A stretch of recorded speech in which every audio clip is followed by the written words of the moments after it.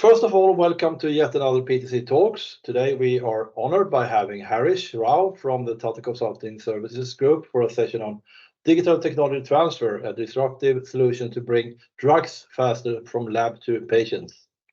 But first, a very quick introduction about myself, and my name is Torbjörn Peterson, and I'm the Alliance Manager for PTC in the Nordics, and we are running all these webinars on Fridays every week, same time, but we also invite customers and partners for some inspiration on digital transformation to see what is possible and how to make things happen. And all the past webinars have also been recorded and also be found on the registration site. The agenda for today is first a very quick overview of PTC by myself, and then Harish will run the show by introducing himself, touch base on a few challenges, how to address these, and then explain some of the business outcomes. And at the end, we're also having a Q&A session, so please keep your questions to the end, or you could also put them in the chat and we will pick them up later. So now, So PTC is a global software company with a headquarters in Boston, and we are providing market-leading solutions on IoT, AR, PLM, SLM, ALM, and CAD through the digital thread to help customers to accelerate their digital transformation. Now over to you, Harish. Thanks, Peter. Good morning, good evening, and good afternoon to people all over the world. My name is Harish Rao. I work for Tata Consultancy Services, called basically as TCS. You might all know us as TCS. Tata Consultancy Services is one among the top 10 global IT service providers, and with a revenue of about 28 billion last year. I head the digital thread advisory services. And one of the things that we are very proud of in TCS is out of our 614,000 employees, 35.6% of the workforce is women workforce. Coming to the group that I belong to, right? I belong to a group called IoT and Digital Engineering. It's called as DE, IoT DE in short, and this is a horizontal across TCS. As you all know, every industry is making their products smarter, and they are establishing smart factories with the intention of benefiting from new business models, right? Subscription model or servitization model, or making their business operations more agile by leveraging the process insights, or trying to provide customer delight by increasing the upkeep time of their products, or to make the business or their business more sustainable by reducing the consumption of energy. And this is exactly where our group fits in. The objective of our group is to connect the physical product with its digital definition, and by establishing seamless digital boundary, and by utilizing all the latest technologies available, thereby leveraging the insights derived from real-time data from the product or the processes. And all this connectivity is brought in or established by a group called Digital Thread within the IoT DE, and Digital Thread is the group to which I belong. All right, and today's topic of discussion is also from the Digital Thread group. So coming to a short description of the group itself, we have been in the business for 27 years. The Digital Thread group itself has been doing business for about 27 years, and by virtue of our long experience in the industry across discrete and process manufacturing industries, we have created number of industry-specific solutions, basically to transform the customer into a connected ecosystem, right? So we have solutions which brings in or introduces model-based practices during the product development, or we We have application lifecycle management solutions, which is extremely important in today's context. And we also have specific solution for service lifecycle management.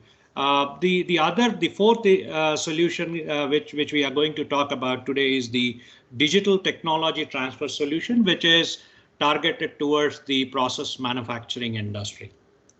So as a service provider, we also work on all the leading PLM platforms in the industry. So coming to the solution itself, right? Coming to the topic of today's discussion, the digital technology transfer. I would like to first establish what the problem is. Just to set the context here, I have not included any case studies in my talk today.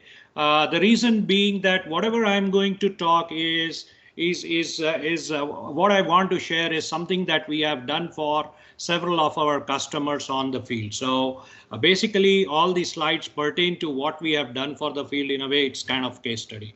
So why did we feel that this kind of solution is necessary? What we saw was when we were engaging with many of our pharma customers, what we saw was that there were significant amount of investment made in the manufacturing sector, right? In order to improve the operational efficiencies, but we felt that the benefits from these investment was limited because of the quality of the data that was coming from the process development, right? In discrete manufacturing, it is product development, and for pharma manufacturing, it is the process development. So whatever was getting transferred from process development to the manufacturing, the way it was getting transferred, the structure in which it was coming was kind of limiting the leverage of all the investment that was being made in the manufacturing field. And let us see why I am saying that. So if you see a typical process, the drug development process, once the target molecule is identified by the discovery team, it is passed over to the process development team for it is the responsibility of the process development team to a process development group to take the initial recipes that come out of discovery and scale it up to an extent that you get consistent quality and quantity of yield. But today, if you see the way the scale-up process happens, it's extremely manual, and the reason being the recipe which really drives this process is manual. It is written in a document format, and the information is exchanged through process transfer documents, through work instructions and SOP. And there are two levels or two reasons why the information needs to be exchanged. As scale-up process is an extremely iterative process, the recipes that are authored have got to be tried out. So during their trial stages, be it at a lab scale or be it at a clinical plant scale, the recipes are exchanged from the authoring system, between the authoring and the execution system, so that you could execute the test batches and see how the recipe is yielding, right? And this is an iterative process. Based on the feedback from the execution, you again go and reset your parameters and run the recipe once again.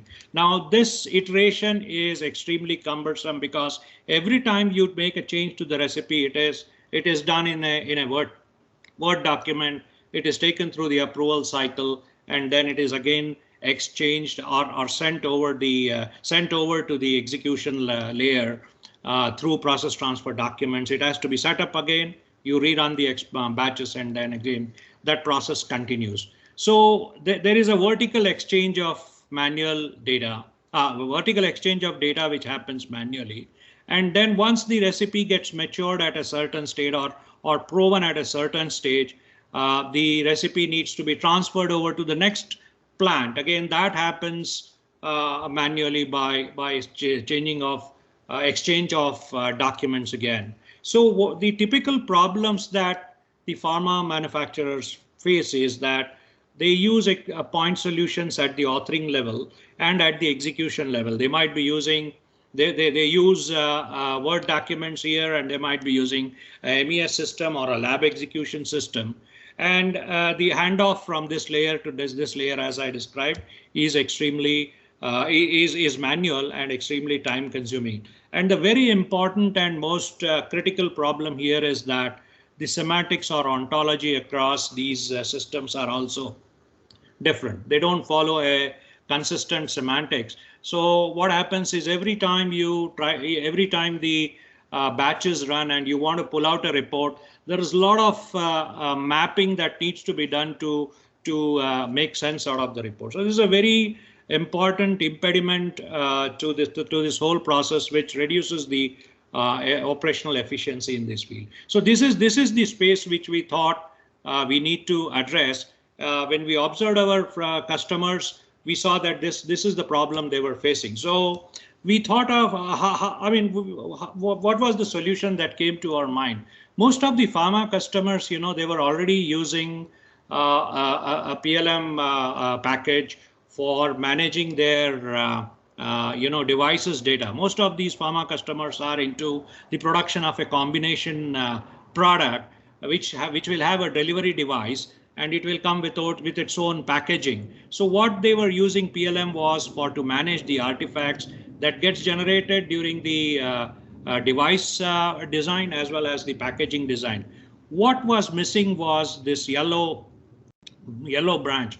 What we thought was if we could leverage the customer's investments in PLM and come up with a way or show them a way of how the recipe could be managed within the PLM they are invested in, then it would be a perfect solution for them, because it will not only give them a financial benefit, but it will also provide a single window view of the complete product. Now, complete product meaning the product on the discrete side as well as the process view of the product. They will have a single and if we can do this in PLM, since PLM is extremely strong in configuration management capability, we could configure the device, the product with the appropriate device and the appropriate package for all the different variants of the SKUs all the different SKUs which represent the different variants of the product, which basically is a core capability of a PLM. So that is what we thought, that we should leverage the PLM and see if we could set up the recipe management solution within the PLM, and that is exactly what we did. Let me talk about how we came up, or how we created this solution. So one of the ways was we saw that our customers, the recipes were written in a storyboard form. If you see this part of the screen, this is how the recipes were written at most of our customers' location. So if you see that it is in a storyboard form, but there are 4 different elements which constitute the recipe, right? You have in a recipe, you have the equipments, you have the materials, and using the equipment materials, you perform certain actions, and to perform the certain actions, you have to define certain parameters. So if I could parameterize all these 4 and provide a structured way to provide all these 4 elements, then I could standardize the way the recipe could be authored. So if you see, the whole solution is based on 3 key steps, right? First is, how do I standardize the elements that constitutes the recipe? So what we did was we used the library management capability of PLM. First of all, we decided that we could leverage PLM to author the recipe, and then if we can provide the elements of the recipe, elements that constitutes the recipe through a library, then the whole process could be standardized. So we standardized the equipments, materials, and the process actions along with the parameters. We created a model in which we could provide all these elements through the library capability of PLM. Now, the equipments and material could be site specific, so that when you generate a plant specific or a site specific recipe, you could very easily configure that recipe to the resources available in that specific plant. So that's point number one. Standardize the inputs that are going to be used to construct the recipe.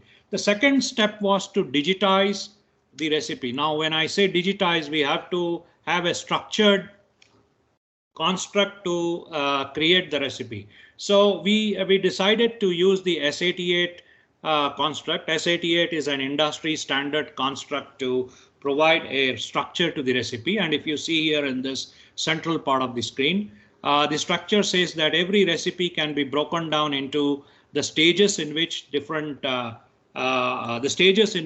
drug is going to be produced. In each stage, there could be several operations, and each operation might have several actions. Now, at each of these elements, each of these branches will have their own materials definition, or it can have their own equipments definition, and they will have two kinds of parameters. One is the process parameters, which drives the recipe, and the second one is the monitoring the quality parameters. Now, all these four elements, right, materials, equipments, process parameters, performance indicators, they all come from the resource library. So now what we have is a structured way, and we use the core capability of BOM construct in a PLM system to model this S88 structure in a recipe. All right, and then using the elements which were provided through the library, the process development engineers could create a structured recipe. Now that the structured recipe is available, the third step is to establish the digital thread, right? Now basically what I'm saying is PLM will have the recipes. It will have rest of the elements like its packaging, the raw materials, and once you have the recipe, you can create a BOM automatically out of it. But most important thing is, now that this recipe is having a structure, you can connect it to the upstream and downstream applications. In the upstream, you can connect it with the lab systems, so that all the test methods or any of the testing operations could be automatically triggered from the recipe. Or you can transfer, once the recipe is proven and frozen, you can transfer the recipe to the various locations where it needs to be manufactured. So this is a very high level structure. Basically, once you have a structured recipe, how you integrate, or how will the digital thread bring in the seamless transfer of data from PLM to the lab systems or to the downstream MES system. This is a representation of how it will happen. Now, having set this up, what the benefit that our customers were gaining is that, because now everything is happening through resource libraries, there would be a significant amount of information is getting reused. That will improve your time to market, or it will even improve the time taken to create the recipe or author the recipe, which basically improves the tech transfer rates, and it brings down, and because of this integration, it brings down the operational expenditure by 15 to 20%. So this is a very significant benefit, and by using core capabilities of PLM, we were able to set this up for our customer and deploy it for them in their day-to-day business. So if you see, this is how the overall landscape will look like. This is a systemic view of the complete solution. You have PLM to author the recipes, and then the recipes can be transferred to the, or integrated with the lab informatics, wherein the test methods will be written, executed here, and it will also be integrated. The PLM will be integrated with ERP for supply chain transactional purposes, with the asset management for syncing it with the plant assets, and with the MES to transfer the recipe for manufacturing. And finally, all these systems will be connected to an enterprise data lake, where wherein what we have seen in my experience, we have seen that all customers, they integrate most of the enterprise applications with data lake, so that at a later date they can run analytics on top of it and derive insights out of the data that are coming from each of the batches. Now, just to show some snapshots of how we had set this solution up in Windchill for one of our customers. If you see, this is the core Windchill. We have the library module, and what you see here is how the materials library has been set up, right? You can classify materials into different kinds of materials and then organize them in a library. All out of the box capability of Windchill. The next screen shows how you can author a material specification. Now, every material can be attached. PLM provides the ability to attach external data. Now, external data could be like safety data sheets that you receive from the material supplier, or it could be test protocols, or it could be test results. All that can be attached to the properties of the material, and in turn, this approved material raw material specification can be attached to the material itself, right? The transactional material, and this material gets added to the recipe, right? When you create this is the SAT structure as set up in Windchill. If you see, we are not using any specific modules here. This is the core Windchill module, and if you see, we have the stage, we have the operations and actions, and with materials and equipments defined for one of the actions. So the material can have the materials raw material specification attached to it, and since it's all available, all the materials are available in the form of a bill of material attached to the recipe. In case you want to change a material and see the impact of this change, to see how many recipes I'm impacting because one of the vendors stopped supplying this material, you can very easily do that because now it has a BOM relationship.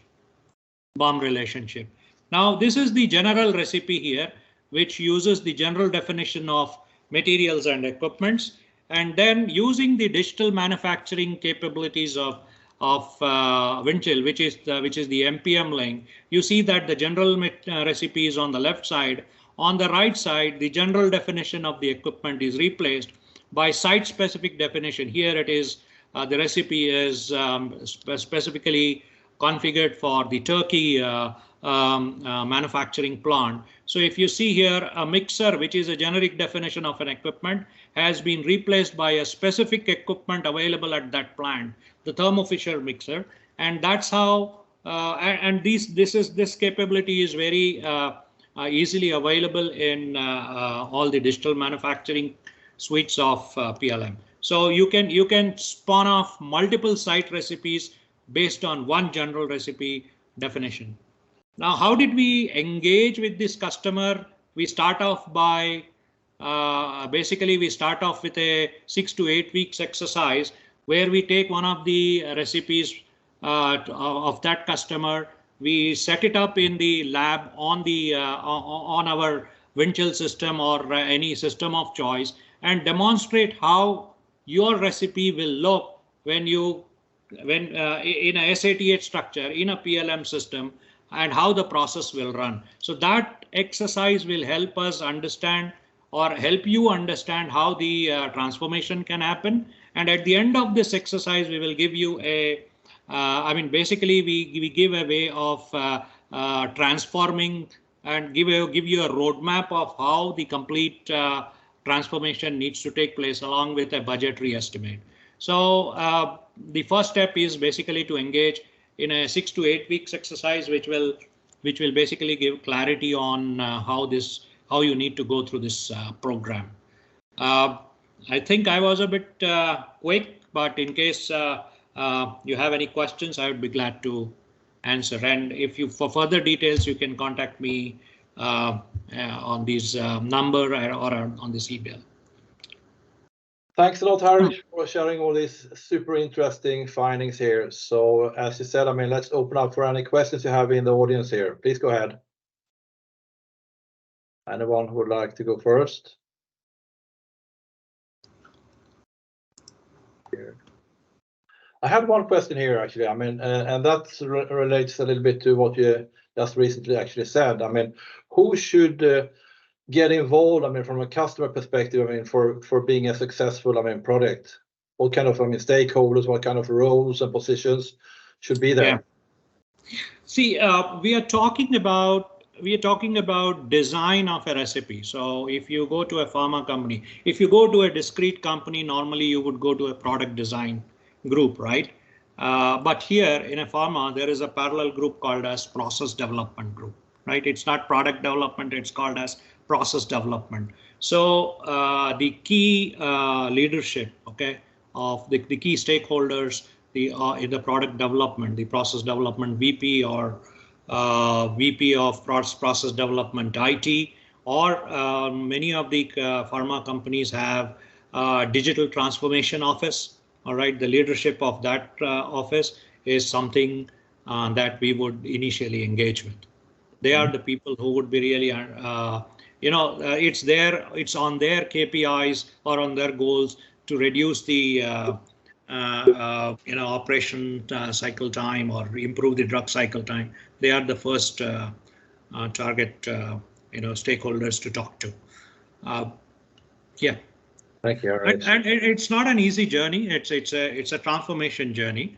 There are a lot of OCM related aspects that you want to keep in mind. And the other thing, very important thing, is how do you handle the legacy recipes that you have, right? What do I do with my legacy recipes when which was written in a storyboard format? How do I transform them into a SATA structure and make them work in the new way of doing business, right? So we need to, and it's an expensive process. We need to make sure that you budget adequate time and money to transfer or convert your legacy data into the SATA structure and make it work here. So, and that is one of the things that one needs to keep in mind. How do I migrate all the legacy information, right? There are a lot of AI-based tools, and we can, which works with reasonable amount of success, but there will always be a manual element when you transfer. I think there is one question from Michael Bowen. Yeah, please go ahead, Michael. Good afternoon, and Harish, thank you very much for a really, really interesting presentation. Hugely appreciated. Quick question, sir. Obviously, you've spent most of the presentation talking about the relevance of this solution for the pharma sector. Is it just focused in on the pharma sector, or does it have applicability elsewhere within a process type requirement? No, I gave an example. I took an example of pharma because, I had that much of time only. But we are talking to food and beverage customers. We are talking to paint customers. We are talking to automotive customers. One of our automotive customers wanted to manage the coating which goes on to the exhaust systems, and the recipes are not as complex as a biopharma customers. They start with a formulation. They start with ingredients. They come up with formulation, and then they come up with the recipes. So it's simpler and easier to manage in a PLM for industries other than the biopharma industries. And the same concept applies to them as well. And would that affect the life cycle of your study? You mentioned it was a simpler kind of recipe, if you like. Would there be other considerations for those different industry sectors, or is it again a very similar process you would go through in terms of your offering? It's very similar. All right. I don't see any difference whenever I interact with customers of process industries. It's pretty much the same. The concept is pretty much the same. Thank you, Harish. Yeah. One last question here then. I mean, you touched base about, PLM as a technology solution, but are there any kind of other technical solutions? Driving, this digital transformation and sustainability on top of that as well? Can you? I couldn't get that last part. Yeah, except from PLM, what other kind of technology solutions do you think driving this kind of digital transformation? Oh, yeah. A large. There was a very interesting use case from one of our customers wherein they wanted to monitor the quality of the batches which were produced at their contract manufacturer. So what I talked about is how do I connect to the plants within the control of the designing authority, right? But they wanted to see how a contract manufacturer's batches running at contract manufacturer. So that is where the IoT capability comes in. Now, if you take applications like ThingWorks, all right, which has a very interesting ability to connect to the data sources even outside of Windchill, and then render some kind of analytics or some kind of reports in context of the processes running elsewhere. So that is another very interesting use case which we were able to handle using the IoT technologies, which basically falls within the scope of the allied technologies. Thank you, Harry. So time is unfortunately running out, and many thanks everyone for joining, and of course a special thanks to you, Harish. So with that, I hope to see you all back next week already. For our next talk on how to harness data and IT to drive sustainable transformation by Ernst & Young. So with that, have a fantastic weekend all. Thank you. Bye bye. Thank you.